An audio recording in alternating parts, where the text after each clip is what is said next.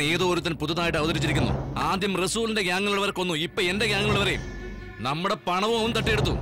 നമ്മുടെ ഇടയിലുള്ള പ്രശ്നങ്ങളൊക്കെ നമുക്ക് തൽക്കാലം മറക്കാം. ഇപ്പൊ നമ്മൾ ഒറ്റക്കെട്ടായി നിന്നാലേ അവനെ പിടിക്കാൻ പറ്റൂ. അതിനാണ് ഈ മീറ്റിംഗ്.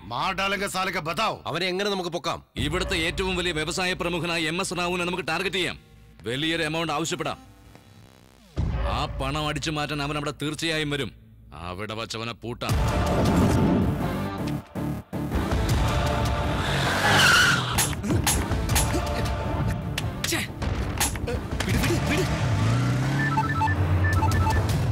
ഹലോ,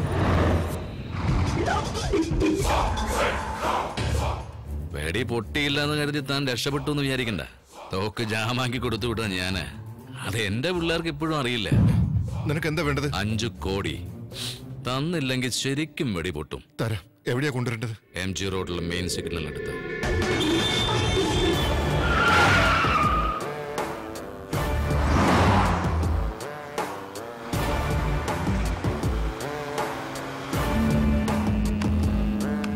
ഹലോ നർസി, അവരെ ഫോളോ ചെയ്യാം. ഒരു കാരണവശാലും ഇത് മിസ്സാവരുത്. ഇതൊരു വലിയ ഡീലാ. എനിക്ക് വേണ്ടി നീ ചെയ്യുന്ന അവസാനത്തെ ഡീൽ.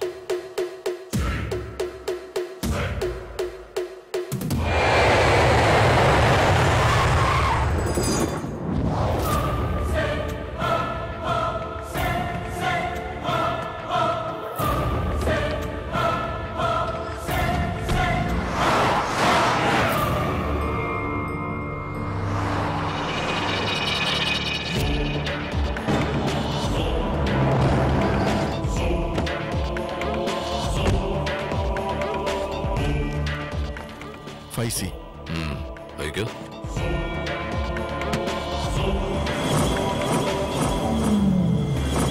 അവൻ ഇത്രയും നേരമായിട്ട് കാണുന്നില്ലല്ലോ. ആ പൂജാരി അവിടെ ഇല്ലടാ.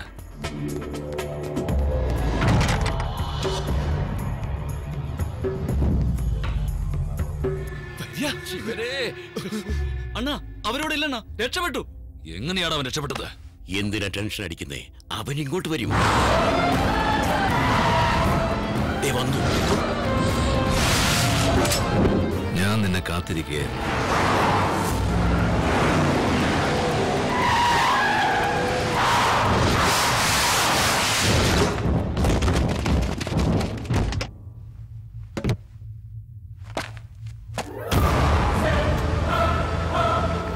പൂജാരി, ഞങ്ങളൊന്നും കണ്ടുപിടിക്കില്ലെന്ന് കരുതിയോ? വേഷം മാറി ആൾക്കാരെ കൊന്നൊടുക്കുന്നതാണോടാ നിന്റെ പൂജ? പൂജയോ? നിന്റെ ആൾക്കാരെ ചത്ത ഷോക്കിൽ നിനക്കെന്താ പ്രാന്തായോ? ചെന്നൊരു ഡോക്ടറെ കാണടാ. ഇവിടെ വെച്ച് ഇത്രയും ചങ്കുറ്റത്തോടെ നീ സംസാരിക്കണമെങ്കിൽ നിന്റെ ധൈര്യം സമ്മതിക്കണം. അതെന്റെ കൂടെ പുറപ്പെടും.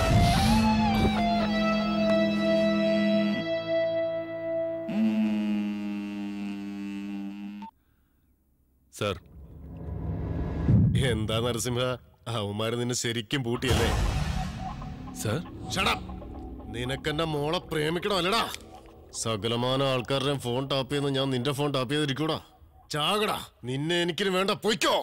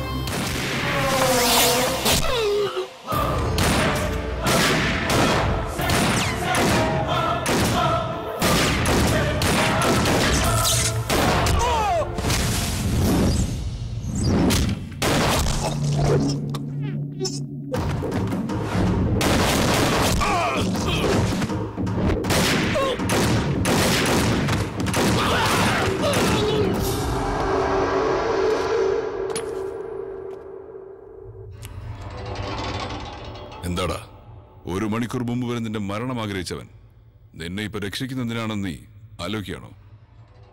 ഈ കളിയിൽ എനിക്ക് ചില പ്രത്യേക ലക്ഷ്യങ്ങളുണ്ട്. നിന്റെ ജീവൻ അതെനിക്ക് തന്നെ വേണമടാ.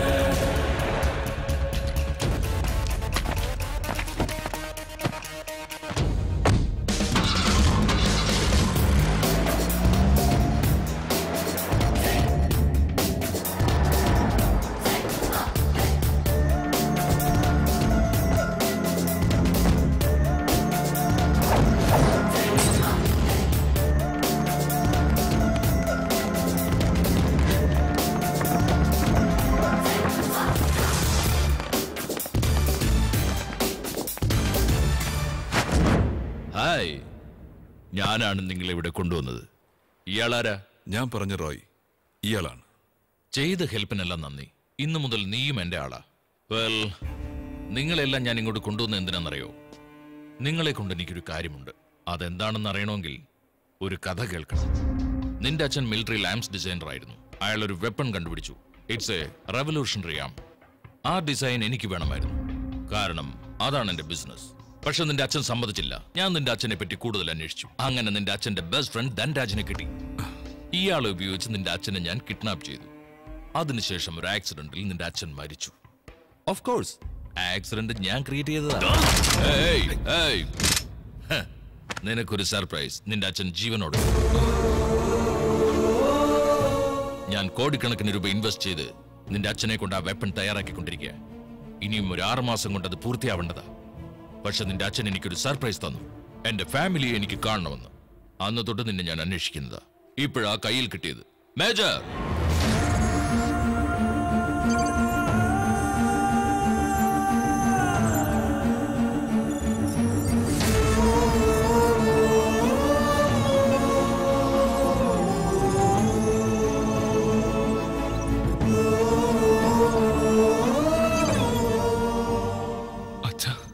മേജർ, ഫാമിലി നടിക്കടി പറയാറില്ലേ, ഇതാ നിങ്ങളുടെ മകൻ. നീ ഇയാളുടെ മകൻ തന്നെയാണോ അതോ ഞങ്ങൾ എന്തെങ്കിലും നാടകം കളിക്കുന്നതാണോ എന്ന് ഇയാൾക്കൊരു സംശയമുണ്ട്. ഇത്തരം സീരിയസ് കാര്യങ്ങളിൽ ഞാൻ നാടകം കളിക്കാറില്ല. നീയാണ് മകനെന്ന് തെളിയിക്കാനുള്ള ബാധ്യത നിനക്കുണ്ട്. Prove it. നോക്കടോ, കഴിഞ്ഞ 20 വർഷങ്ങളായി ഞാൻ എന്റെ കുടുംബത്തെ മറന്നൊരു ജീവച്ഛവും പോലെ ഇവന്റെ കൂടെ ജോലി ചെയ്യുക. സത്യം പറ, നീ ആരാ? അച്ഛാ, ഞാൻ അച്ഛന്റെ മോൻ തന്നെയാ. ഒരു മിനിറ്റ് അച്ഛാ. ഹലോ അമ്മേ, ഒരു മിനിറ്റ് ഒന്ന് ഹോൾഡ് ചെയ്യേ. ഞാൻ അമ്മയ്ക്കൊരു സർപ്രൈസ് തരാം. ഹലോ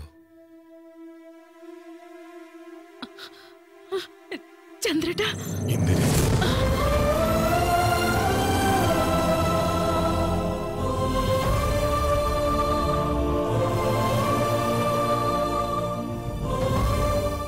ആരാടാ സെന്റിമെന്റ്സ് ഇല്ല എന്ന് പറഞ്ഞത്? കണ്ടില്ലേ അയാളുടെ ഇമോഷൻസ്?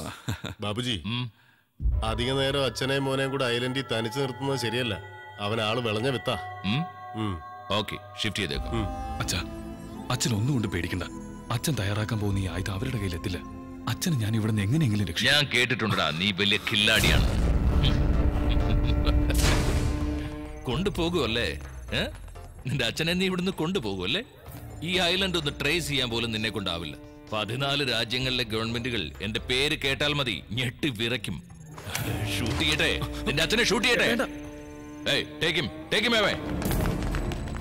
മേജർ, ഇന്നു മുതൽ നിങ്ങളുടെ മകൻ എന്റെ ഒപ്പം കൽക്കട്ടയിൽ ഉണ്ടാവും. നിങ്ങൾക്ക് ഞാൻ 1 മന്ത് കൂടി സമയം തരുന്നു. അതിനുള്ളിൽ ഫിനിഷ് ചെയ്യണം. 1 മാസത്തിനുള്ളിൽ ഫിനിഷ് ചെയ്തില്ലെങ്കിൽ നിങ്ങൾക്ക് അവനെ പീസായി കാണേണ്ടി വരും. Mind it. പ്ലീസ്, എന്റെ മോനെ ഒന്നും ചെയ്യരുത്. Finish it.